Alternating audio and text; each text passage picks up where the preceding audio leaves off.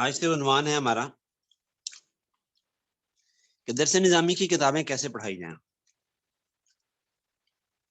لیکن میں ان کتابوں کے تدریس کے اصولوں سے پہلے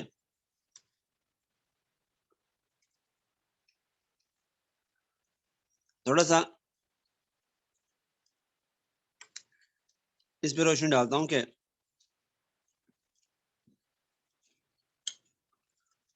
اسباق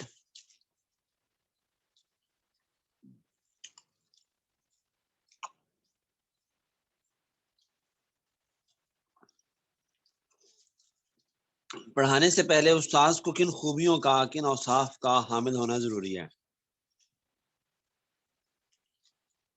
استاذ کو کیسا ہونا چاہیے،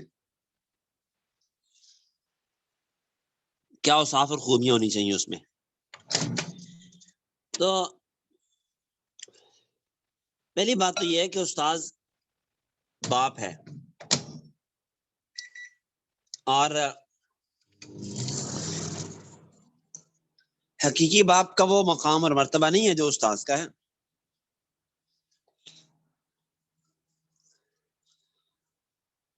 وہ ایک روایت کسی جگہ دیکھی تھی کہ نبی پاک صلی اللہ علیہ وسلم نے فرمایا باپ تین ہوتے ہیں، باپ تین ہیں. وہ جس نے جنا ہے، وہ جو نکاح کے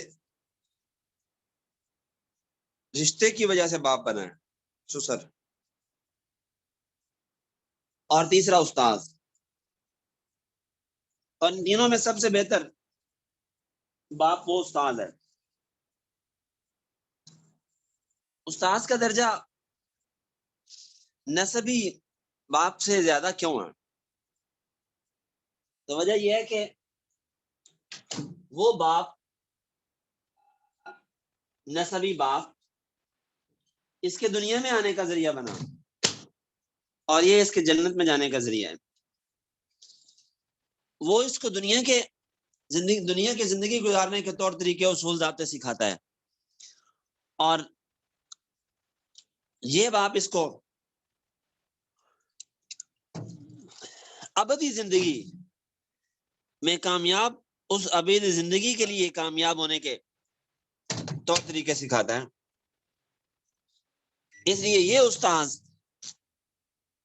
زیادہ بڑھ کر ہے اس استاذ سے.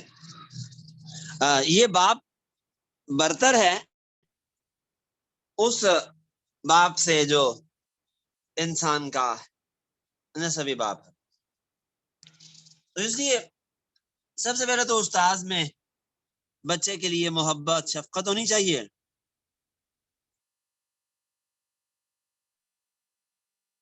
اور دل و جان سے اسے اپنی اولاد سے زیادہ یہ بچے عزیز ہونے چاہیے.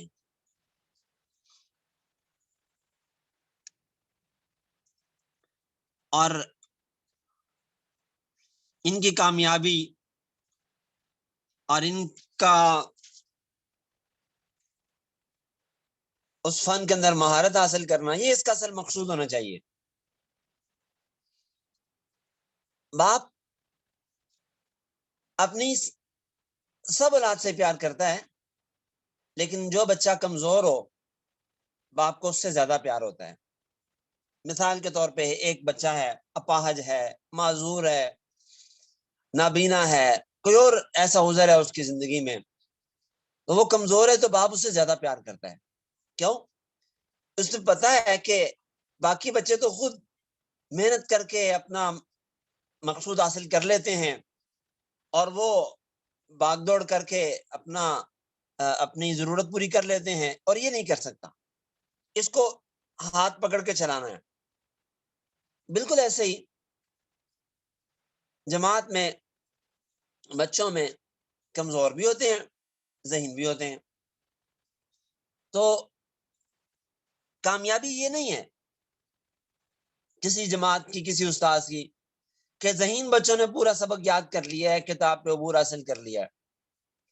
کمال یہ ہے کہ غبی اور کمزور طلباء کو ہاتھ پکڑ کے چلایا جائے کہ وہ ماہر ہو جائیں، ان کے اندر مہارت پیدا ہو جائے.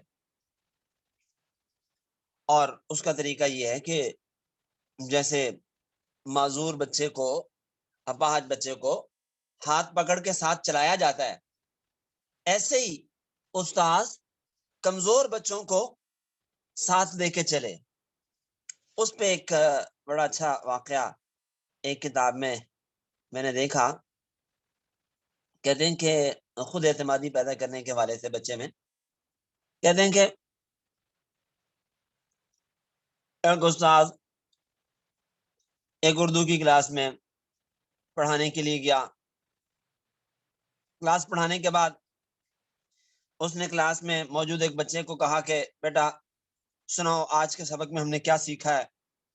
بچہ کھڑا ہو گیا استاذ کے کہنے پہ، لیکن اسے کچھ نہیں پتا کہ میں نے کیا بتانا ہے، اور وہ خاموش کھڑا رہا یہاں تک کہ سب بچے ہنسنا شروع ہو گئے اور وہ شرمندہ ہو کے بیٹھ گیا. ظاہر بات ہے ایک احساس سے محرومی بچے میں پیدا ہوا. تو استاد کو بھی احساس ہوا اس بات میں. چنانچہ اس نے چھٹی کے وقت یا تفریح کے وقت اس بچے کو بلایا باقی بچوں سے آنکھ بچا کے، اور ایک شعر لکھا اور لکھ کے اسے دیا اور کہا کہ بیٹا اس کو تم نے کل اچھی طرح زبانی یاد کر کے آنا ہے، اچھی طرح. اب اگلے دن جب استاذ کلاس میں آیا تو اس نے بچے کو کہا، تمام بچوں سے کہا کہ بیٹا یہ شعر ہے، کسی بچے کو آتا ہے تو وہ ہاتھ کھڑا کر. ظاہر ہے کہ سب بچے خاموش ہیں، کلاس میں ایک سناٹا ہے اور کوئی بھی ہاتھ نہیں اٹھا رہا، یہاں تک کہ اس کلاس کے سب سے نالائق بچے نے ہاتھ اٹھایا. سب بچے دیکھ رہے تھے.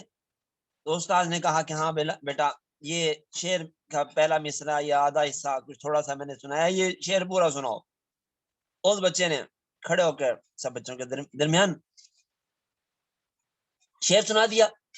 اب استاد نے کہا جی تالی بجاؤ اور حوصلہ افزائی کے لیے تالیاں بجاؤ، دیکھو کتنا اچھا بچہ ہے، اس کو شعر آتا ہے اور کسی کو نہیں آیا.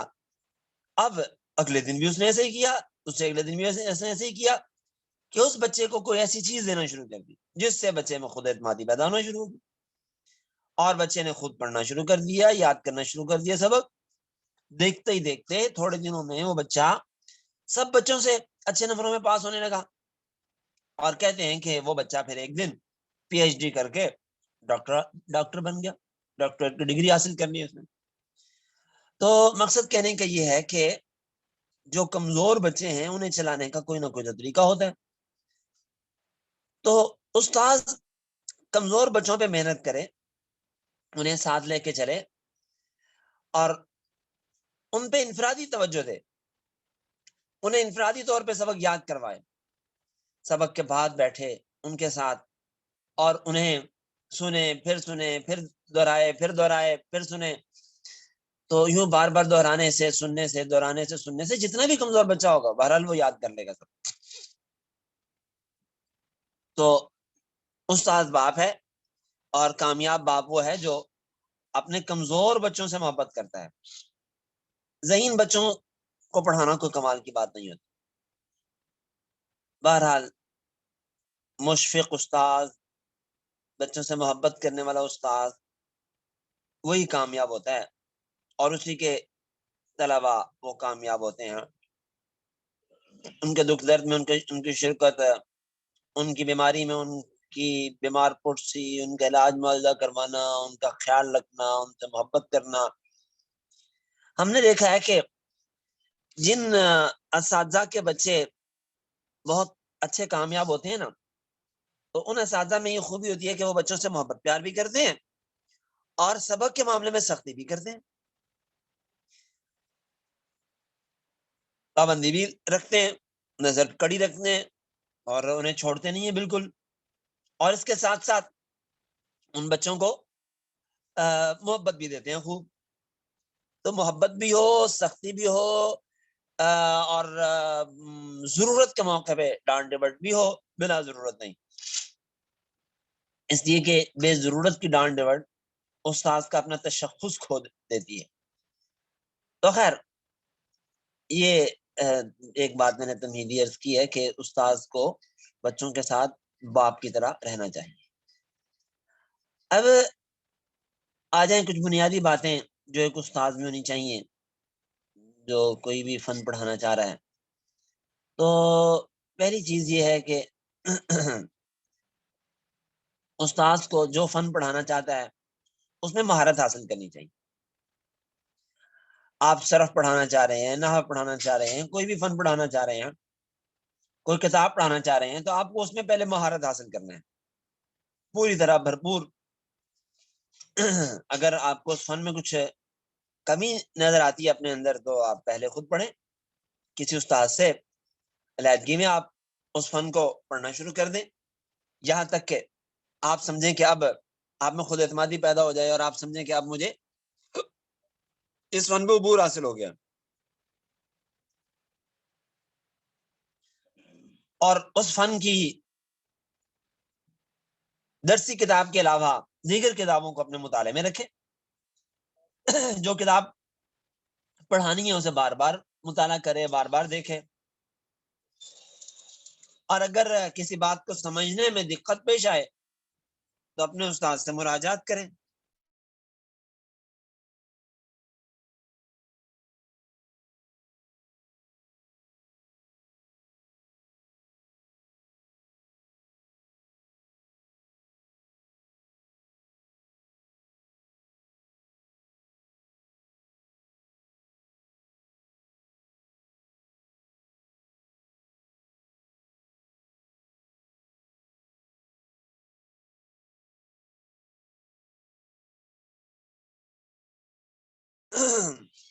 تو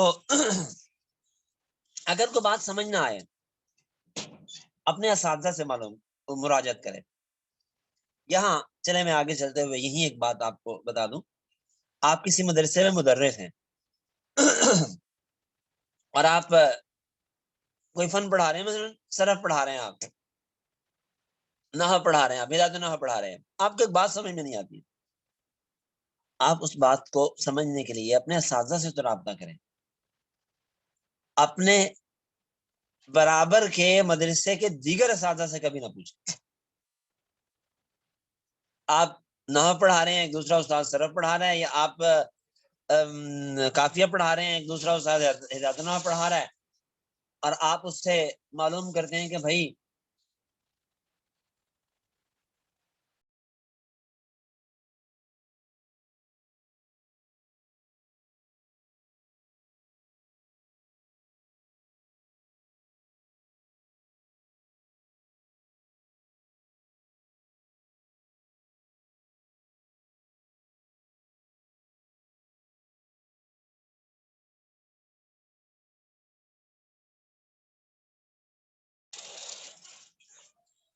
تو آپ اپنے سے مدرسے کے کسی چھوٹے یا برابر کے مدرسے سے کبھی نہ سوال کریں، اس سے کیا نقصان ہوگا؟ کیونکہ دیکھو ہدایت نحو پڑھانے والے کو یہ بات ہی نہیں آتی، یہ کافیہ پڑھا رہا ہے استاد، اس کو اس بات کا پتہ نہیں ہے، اور پھر ایک مدرسے میں جب آپ پڑھا رہے ہوں گے تو وہ آپ کی اس کمزوری کو نشر کرے گا دوسرے اساتذہ کے سامنے، محتمم کو بتائے گا جی یہ آپ نے کافیہ کے لیے جو استاد رکھا تھا بڑا نالائق ہے، ایک موٹی سی بات تھی اس کو بھی نہیں آتی تھی۔ اس لیے اساتذہ کہتے ہیں کہ کبھی بھی اپنے ہم مرتبہ استاد سے، اپنے جسے انگلش والے کہتے ہیں کولیگ سے، آپ ایسی بات معلوم نہ کریں، نہ پوچھیں، اپنے اساتذہ سے پوچھیں، یا کسی دوسرے مدرسے کے کسی استاد سے پوچھ لیں جس کا اس مدرسے سے کوئی تعلق اور لینا دینا نہ ہو۔ اور اگر محترم صاحب سے آپ کا کوئی ایسا قریبی تعلق ہے تو آپ محترم صاحب سے پوچھ لیں، لیکن بہتر یہ ہے کہ مدرسے کے محترم سے، اساتذہ سے آپ معلوم نہ کریں، باہر سے کہیں سے معلوم کریں۔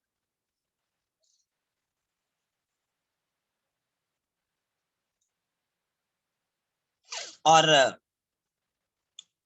کسی دوسرے سے معلوم کرنے میں کبھی شرم نہ کرے، اس لیے کہ اگر غلط پڑھا دیں گے طلبا کو تو اس کا نقصان تو ہمیشہ ہوگا، اس لیے ان سے پوچھنے سے احتیاط کریں اور دوسروں سے پوچھنے میں شرم نہ کریں۔ پھر جس پھر استاذ کے لیے یہ بھی ضروری ہے کہ اس کی زبان شستہ ہو، صاف ستھری ہو، اور اردو میں، عربی میں، پڑھنے میں غلطی نہ ہو، بات کرنے میں غلطی نہ ہو، بات تسلی سے، سکون سے، آرام سے، ٹھہر ٹھہر کے کرے۔ بہت تیز گفتگو کرنا کہ جو طلبا کے اوپر سے گزر جائے مناسب نہیں ہوتا، ٹھہر ٹھہر کے آرام آرام سے، جیسا کہ جناب رسول اللہ صلی اللہ علیہ وسلم سے مروی ہے کہ جناب رسول اللہ صلی اللہ علیہ وسلم جب کوئی بات کرتے تھے تو آپ ٹھہر ٹھہر کے گفتگو کرتے تھے، ایسا کہ سننے والا اسے یاد کر لیا، اور اگر کوئی بات بڑی اہم ہوتی تو آپ اسے 3 بار دہرایا کرتے۔ تو بات شستہ ہو، صاف ستھری ہو، استاد میں اظہار معافی ضمیر کی صلاحیت ہو، یا آپ یوں کہہ لیں کہ فصاحت و بلاغت ہو، بات کو شستہ انداز سے کہنے کا سلیقہ ہو۔ اور تدریس میں زبان اتنی اونچی استعمال نہ کرے کہ طلبا سمجھ نہ سکیں، کوئی مثال بر راضی ما تقاطر امدار شد یا نشد والا معاملہ نہ ہو، اور اتنی نیچی ہلکی گھٹیا بھی نہ ہو کہ جس سے اس کی علمی اس کے قد و قامت پہ اثر پڑے، بلکہ درمیانے درجے کے۔ اور یہ بات میں عرض کرتا چلوں کہ استاذ کو طلبا کے ساتھ کوئی گھٹیا بات کرنا، کوئی گالی گلوچ کی بات کرنا کسی طرح مناسب نہیں ہوتا۔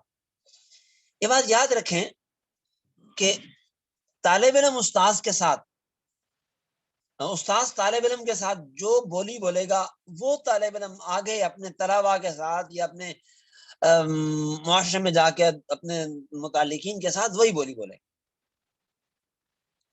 دیکھا ہے کہ استاد اگر گالیاں نکالتا ہے تو طالب علم بھی گالیاں نکالتا، استاد اگر سنجیدہ گفتگو کرتا ہے، وہ ادب اداب کی گفتگو کرتا ہے، مثلا مولانا مفتی حسن صاحب کے شاگردوں کو میں نے دیکھا کہ وہ بھی صاحب کی طرح ہی جو ہے نا بات چیت کرتے ہیں، اور جو اساتذہ گالیاں دیتے ہیں، جو اساتذہ گندے لطیفے سناتے ہیں، جو اساتذہ گندی گفتگو کلاس میں کرتے ہیں، ان کے طلبا بھی ویسی ہی گفتگو کریں گے، اس لیے کہ تو سیکھنے کا زمانہ ہے نا، یہ طالب علموں میں کچھ گھول کے اندر ڈالنے کا زمانہ ہے، بس جو ڈالتے جائیں گے، سانچہ ہے نا، سانچے میں آپ نے لوہا ڈالا پگھلا کے تو لوہے کی چیز بن جائے گی، پیتل ڈالا تو پیتل کی چیز بن جائے گی، اور جیسا آپ نے سانچے کو بنا دیا بس ویسا ہی بن جائے گا۔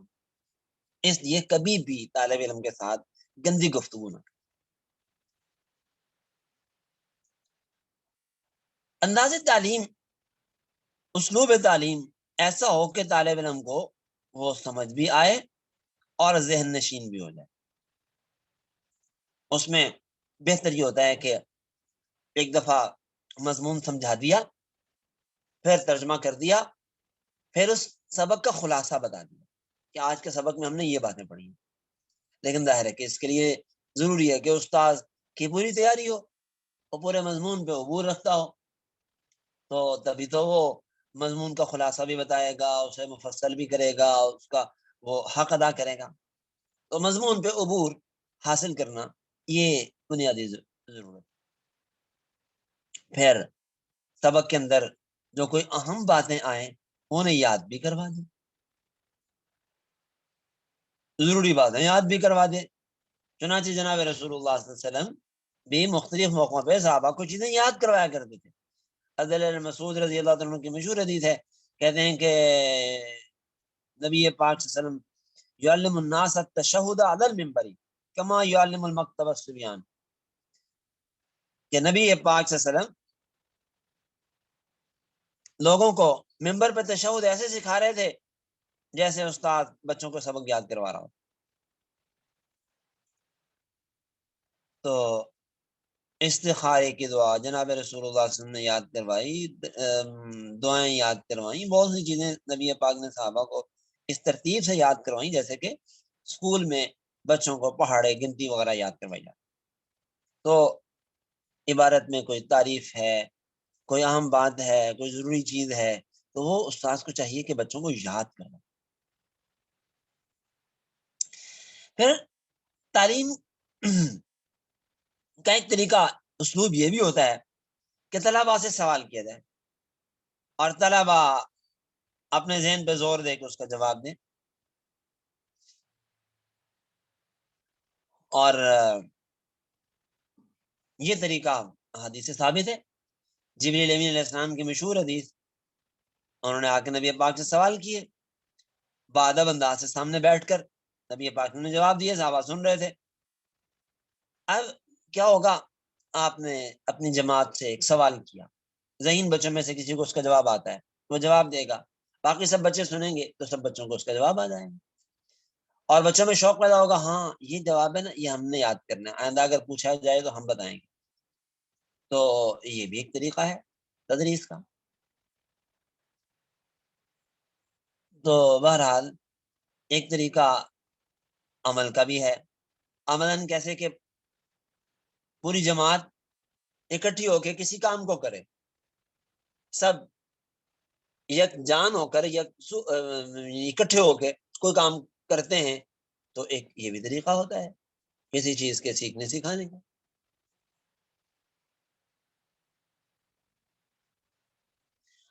اور قول اور عمل دونوں کے ذریعے بھی بسا اوقات کوئی بات، کوئی چیز سکھائی جاتی ہے، قول بھی ہو اور عمل بھی ہو۔ تو اس سلسلے میں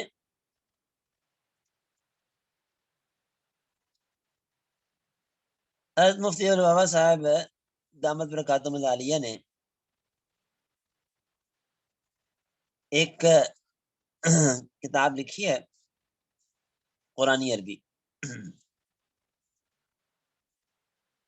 اس قرآنی عربی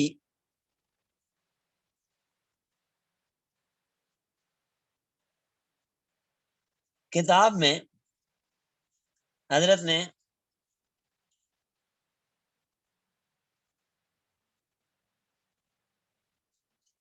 درجات بیان کیے ہیں کسی بات کو یاد کرنے کے مراحل۔ تو فرماتے ہیں کہ ہم کوئی چیز یاد کرنا چاہتے ہیں، بچوں کو یاد کروانا چاہتے ہیں،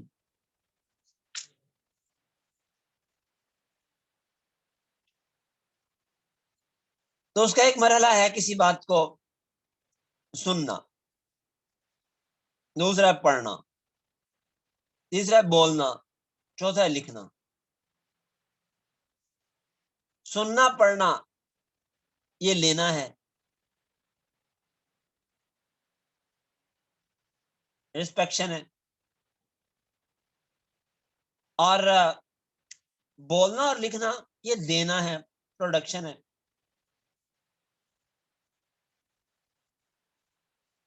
تو جب کوئی چیز سنی جاتی ہے، پھر پڑھی جاتی ہے، پھر بولی جاتی ہے، پھر لکھی جاتی ہے، تو وہ چیز انسان کو یاد ہو جاتی ہے۔ اب کتنا کتنا یاد ہوتی ہے، جو چیز ہم پڑھتے ہیں نا تو پڑھنے سے 25% یاد ہو جاتی ہے، پھر جب وہی چیز ہم سن لیتے ہیں تو 35%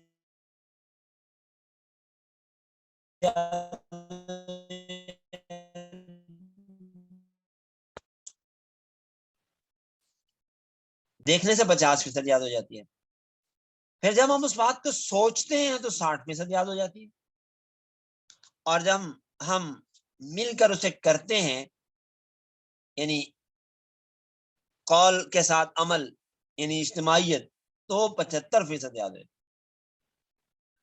یعنی قول اور عمل۔ اور جب ہم مل کے کرتے ہیں، اکٹھے کسی کام کو کرتے ہیں، تو 95% یاد ہے۔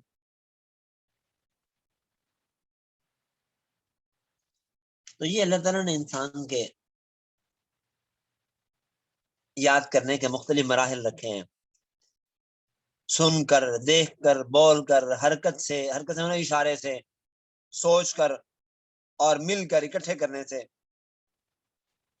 تو یہ 6 طریقے ہیں جن سے ہمیں چیز 100% یاد ہو جاتی. اب آپ جب پڑھائیں تو کوشش کریں کہ ان تمام مراحل کو آپ زیر استعمال لائیں، تاکہ آپ کی بات طالب علم کے ذہن میں پیوست ہو جائے، اچھی طرح یاد ہو جائے، اور وہ اسے پھر کبھی بھولے نہیں.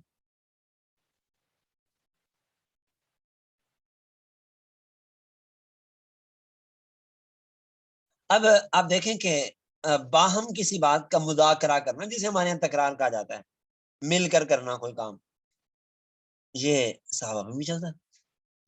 حضرت عمر فاروق رضی اللہ عنہ بکثرت صحابہ کو بٹھاتے تھے اور ان سے سوالات کیا کرتے تھے، اور سب سے جواب. اور حدیث پاک نبی پاک وہ مشہور حدیث ہے جو آپ علیہ السلام نے صحابہ سے پوچھا تھا، بتاؤ وہ کون سا درخت ہے جو انسان کے سب سے زیادہ مشابہ ہے. تو مل کے ایک بات، ایک کام کرنا اور اس میں غور و خوض کرنا اور فکر کرنا اور کسی نتیجے تک پہنچنا، یہ ایک طریقہ ہے کسی چیز کو یاد کرنے. بہرحال میں نے عرض کیا کہ سوال جواب کرنے سے جب مل جل کے بچے کام کرتے ہیں تو چیز ذہن میں زیادہ بیٹھ جاتی ہے. اچھا، ویسے بھی بچے سے جب کوئی بات پوچھیں گے نا اور وہ جواب دے گا تو وہ بات پھر اسے بھولے گی نہیں. چنانچہ جناب رسول اللہ صلی اللہ علیہ وسلم نے معاذ بن جبل سے جب وہ تشریف لے جا رہے تھے تو تعلیم نہیں فرمائی کہ معاذ تم نے پہلے کتاب اللہ کو دیکھنا ہے پھر سنت رسول اللہ کو تعلیم نہیں فرمائی، بلکہ خود ان سے پوچھا بما تقضی معاذ فیصلہ کیسے، قضا کیسے کرو. تو پتہ چلا کہ یہ ایک اسلوب ہے. اچھا، اس پہ میں چلیں آپ کو آگے چلنے سے پہلے کتاب کی طرف رہنمائی کروں. الرسول المعلم، الرسول المعلم ایک کتاب ہے حضرت مولانا شیخ عبد الفتاح غدہ رحمہ اللہ تعالیٰ کی. وہ حدیث پاک سے جو تدریس کے اصول اور معلم کی خوبیاں اور کمالات جو ہونی چاہیے، وہ اس کتاب میں انہوں نے احادیث سے اکٹھی کی. بہترین کتاب ہے. عربی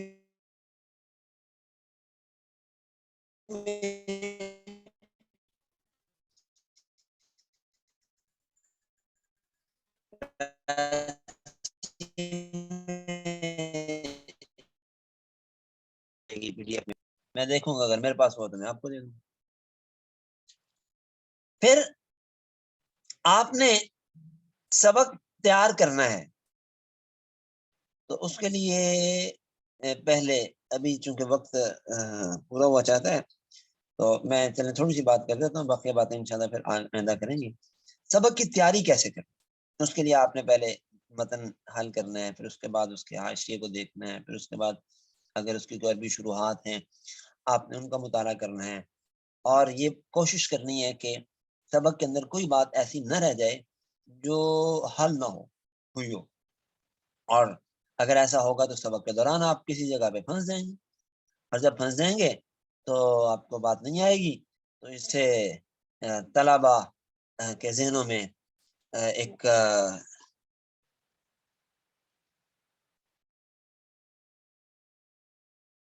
ایسا تصور پیدا ہوگا آپ کی اس حوالے سے، آپ کے اس پڑھنے کے حوالے سے، کہ وہ ان پہ آپ کا تشخص مجروح ہوگا. تو اس لیے کوشش یہ کریں. اور پھر یہ ہے کہ اگر آپ اسے کھا جائیں گے، درمیان میں حذف کر جائیں گے تو بھی نقصان ہوگا. بہرحال کتاب کو ہر طرح سے تیار کر کے پھر طلبا کے سامنے لائیں. تو اس کی میں انشاءاللہ ضروری مزید تشریح بھی عرض کروں گا. اس کے بعد طلبا کو سبق یاد کروانے کی اگر آپ کوشش کر لیں تو یہ بہت مفید ہے. اور یاد کروانے کا کیا طریقہ ہے کہ آپ سبق پڑھائیں اور اسے پھر دہرائیں، پھر طلبا سے سنیں، دہرائیں، طلبا سے سنیں. اگر جماعت بڑی ہے، سب سے نہیں سن سکتے تو کسی ایک سے سن لیں، 2 سے سن لیں. جب آپ سبق پڑھاتے ہی ساتھ ان سے سن لیں گے تو سبق کبھی انہیں بھولے گا نہیں. تو اس لیے کوشش یہ کریں کہ طلبا کو سبق جماعت میں ہی یاد ہو جائے، سبق کے دوران ہی یاد ہو جائے. آج وہ دور نہیں ہے پہلے زمانے کے رٹوں والا کہ آپ کہتے ہیں بچوں کو کہ جاؤ رٹا لگا کے آؤ اور پھر بچے رٹا لگا کے اس چیز کو یاد کر لیں. ایسا نہیں ہوتا آج کے دور. آج کے دور میں چیز جب تک آپ مجلس میں کلاس میں سمجھا نہیں دیتے ہیں وہ طلبا کے ذہنوں میں نہیں بیٹھ سکتے. تو بہرحال یہ میں نے بنیادی تھوڑی سی باتیں آج کر دی ہیں، تمیدی باتیں. انشاءاللہ کل پھر ہم آگے چلیں گے اور صرف اور نحو کے اسباق کیسے پڑھانے ہیں اور پھر دیگر اسباق کیسے پڑھانے ہیں. تو انشاءاللہ لذیذ اس مضمون کو انشاءاللہ تھوڑے دنوں میں ہم مکمل کر لیں گے. آج اسی پہ اتفاق کرتے ہیں.